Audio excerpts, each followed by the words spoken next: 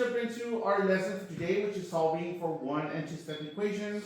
Before we even start any solving, we need to understand what we're looking at. And so part 1 is to label the different parts of an equation at the right.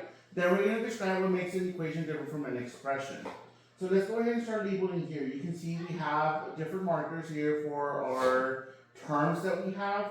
So this 15, let's see who remembers. Student Kim, what was the 15?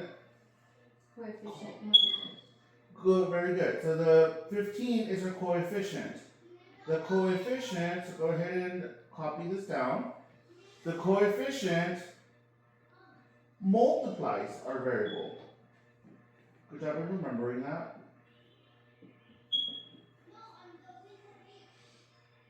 I sort of already let it spill out, but Leonard, the x here is the variable. And what do we know about the variable? It is independent. It is very good. It is the independent variable.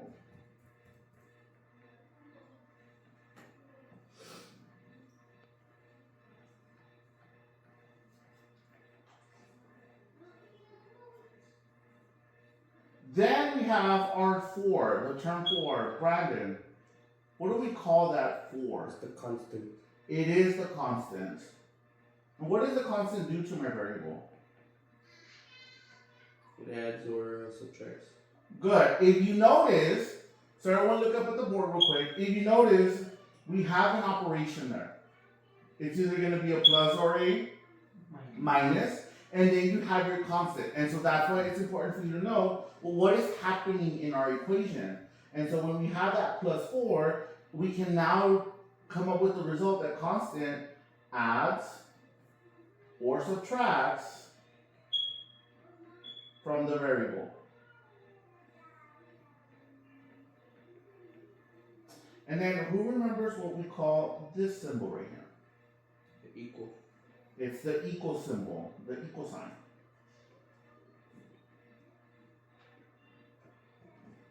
Okay, and then we have another constant in the 16. So we have our parts of our equation. Let's see who remembers what is the difference between an equation and an expression. Raise your hand. So take a minute to talk to your partner. Try to remember what is the difference between an equation and an expression. 1 minute, go.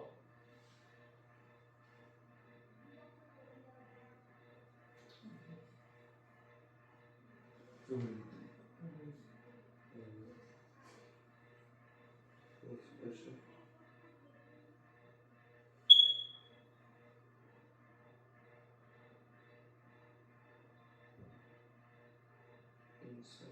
So look at, we know we have an equation. Why do you think an expression is not called an equation? Because it just expresses what you're trying to solve. It's actually in the name. That's a good guess. Okay, so let's go ahead and bring it back. So to find the difference between an expression and an equation, I want you to notice, look at what it says. Everything in math is thought of. What does that look like? What is that first section that I highlighted? Equal. Equal. Didn't we just talk about the equal sign? So an equation has an equal sign. This word here, the expression, does not have equal. So do you think we have an equal sign there? No. So then here we can write an equation has an equal sign.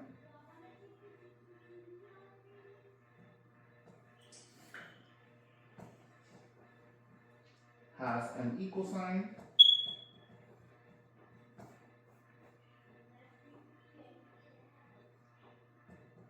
And an expression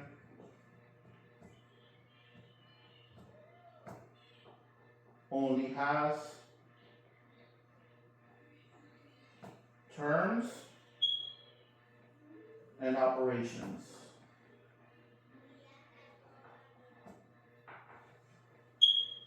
No equal signs. So that is the major difference. So with an equation we can solve for an x, and then an expression we can evaluate, and you'll learn about evaluating later on in algebra. I'm gonna skip this first part, and we're gonna go into our algebra tiles. To understand the equation, it's always useful to see it first, and so we have this scenario here, okay? And so right now we're gonna need to open up our polypad.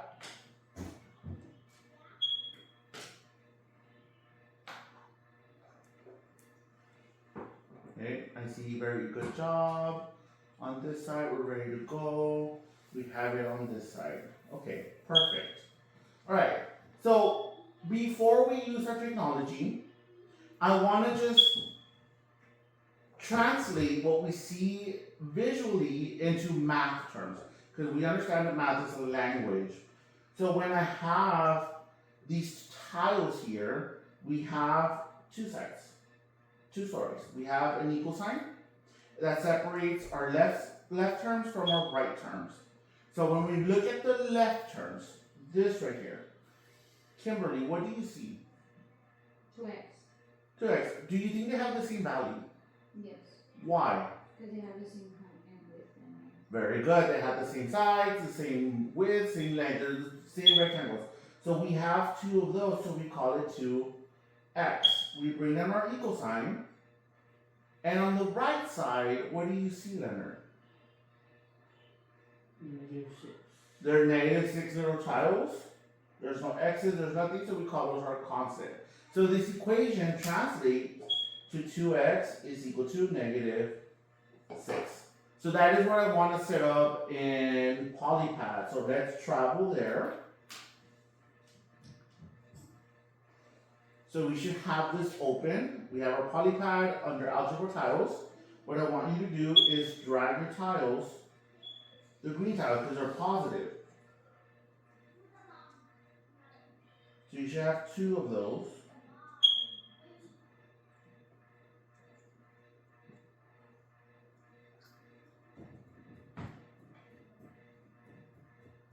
Here are my two. And then I need -6, so it's the little red boxes down here at the bottom.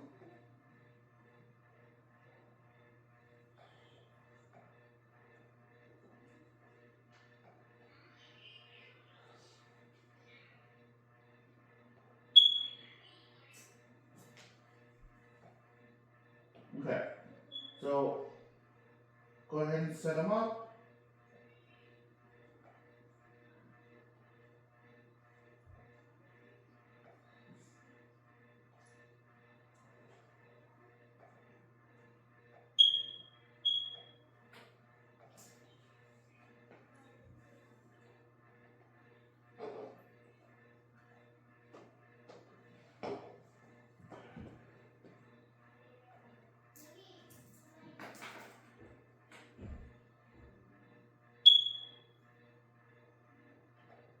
Okay, there are my 6. Let me zoom in. Give me a thumbs up when you set up your two tiles, your two x's, your two variables, and your 6 little negative tiles. Awesome. All right. So the idea is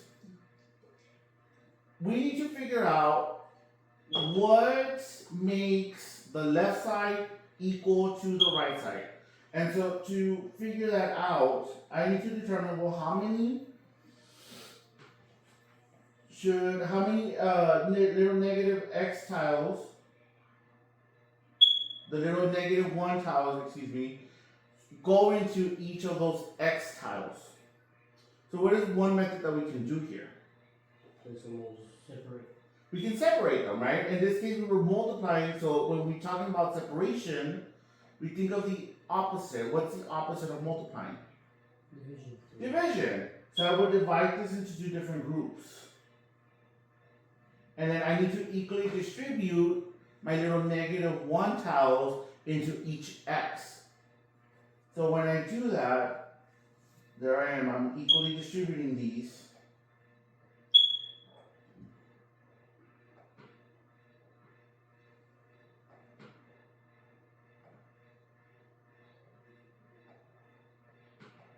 Brandon, how many negative tiles does each variable tile have? One. they put out to 3 each. It's just 3? Just -3, right? So the symbol is super important. So when I go back to my answer, I get that each x is equal to -3. -3. Good. So algebraically, Leonard said it, he said we divide. So to show division, we use a little fraction board. And we say, well, we have to keep it equal. So what I do to one side of my equation, I have to do to the other side. So I'm going to divide by 2. 2 divided by 2 becomes 1, which is our grouping, 1x. When we divide -6 by our 2, we get -3, which is what we got on Polypat, wasn't it? Wait, so you have to do a 2 on the bottom of 6 too? Correct, because we're multiplying by 2, so you have to do the opposite of that. And what's the opposite of dividing by 2? Of multiplying by 2? You divide. Divide, you divide by 2. And so that's why we did that. -3. And that is the essence of solving equations. So now that we have that, we can go ahead and fill out our notes. So to solve a one-step equation, which is going to be the focus for today, to solve a one-step equation, what do we have to do, Kimberly? Isolate. Very good. We have to isolate the variable. To leave it in.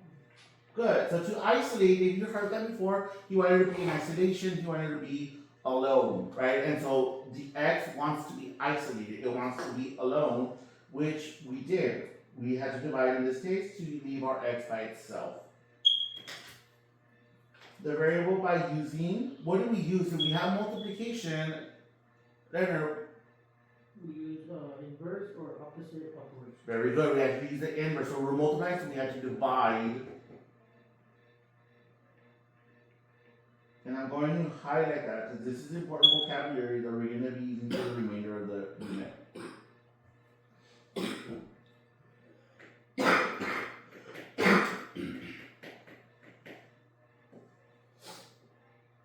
Okay, so let's talk about inverse operations.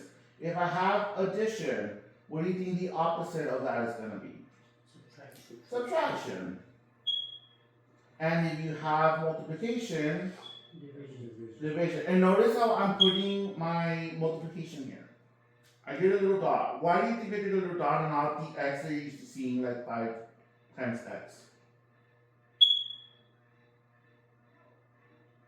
What do y'all think? It's another way to express it. It is another way to express it, but why is it convenient for me to express it as a dot in the unit and not as this symbol that you're so used to seeing in elementary? So you won't confuse it with the plus? Very good. So you won't, not with the plus, but with the variable that we use, right? We already have an x. Imagine if I do multiplication with another x, you're gonna be like, well, is that the variable or is that multiplication, right? And so in math, we came up with another way to represent multiplication. Is that the only way? No, but it is the most convenient way for us. So the opposite of multiplication would be division. Okay. And so for this one, believe it or not, we're going to solve using our decimals. So right now we're going to be using our calculator to help us solve. But first I want to set up this. So to solve, I like to separate this because I really want you to think of it as having two sides. We have a left side, and then we have a little wall called the equal sign, and we have our 16, our different term, right? And so I need to look at where the variable is at. In this case, it's on the left side, the x. Before I start solving, I need to determine, well, what's happening in that x. So if I were to, so I'm going to do the first one, so watch what I'm doing. X, I'm reading it out, x divided, the zero fraction part means division, x divided by 1.5 or 1 5/10 is equal to 16. So what was the operation that I said? Division. Division, x divided by, right? So x is getting divided. So here I'm going to put divided by 1.5. That's the original. This is what's happening originally. Go ahead and write that down on your paper.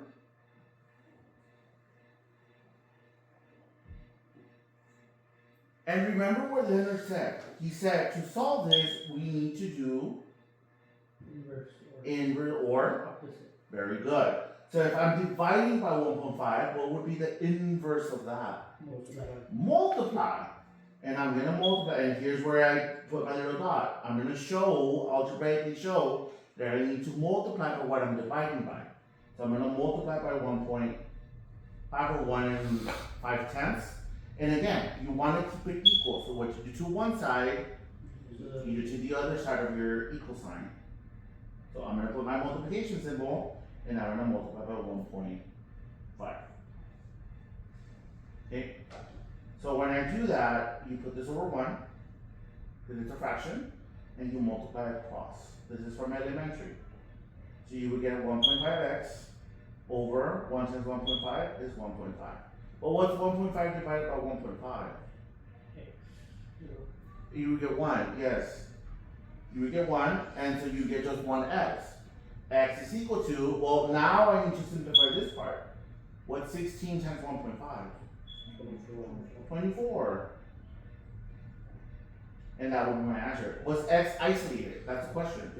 Yes, so your x is isolated. And that's something you need to ask yourself. Isolated? The answer here is yes.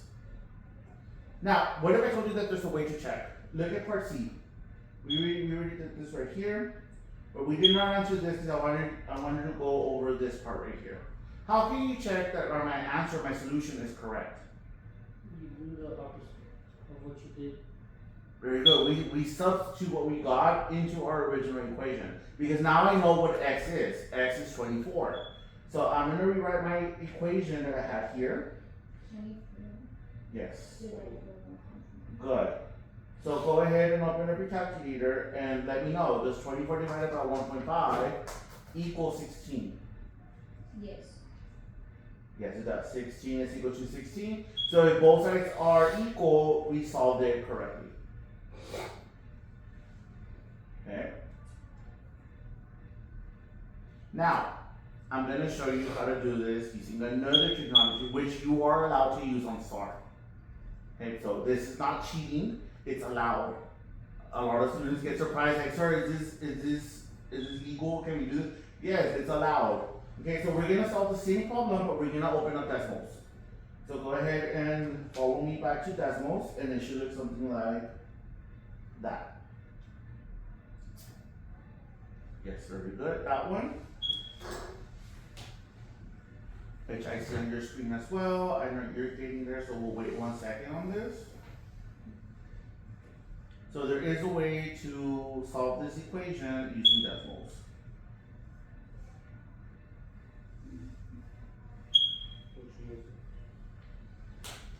The graphing. Alright, so we have our equation. So remember how I said we have a left and a right side? So what I want you to do on this part here, and I'm going to go ahead and set this up so that you can see it, is I want to graph this. Okay, so to graph, we put y is equal to, and then I'm going to put whatever I see on the left side of my equation. It was x divided by 1.5, or 1 and 5 times. Notice, what did decimals do for me? Look at the little coordinate. It created a line for me, right? A graph. That was the right side. Now I need to set up my equation for the left side, which was that 16. So I'm going to copy what I did on top. I'm going to put y equals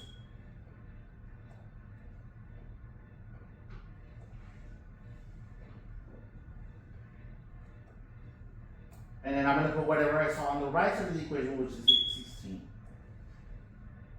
Now, do you see it on the screen? The new one? If the answer is no, you need to zoom in or zoom out. And there it is. Now, the answer, boys and girls, lies where the red line and your blue line intersect. They cross each other. Once you find that point, click on it, and look at that. It gives you a coordinate. 2416. Remember, I want the x answer. So which one is my x? Which of those two coordinates is the x? 24. The 24. And that would be your answer. So there's two ways to check your solution. You can use decimals, or you can use the old-fashioned way and substitute back into your equation and resolve. Two ways to solve this answer, and yes, like I said, this is legal to use OnStar. Okay, so what I need to do now is do number 3.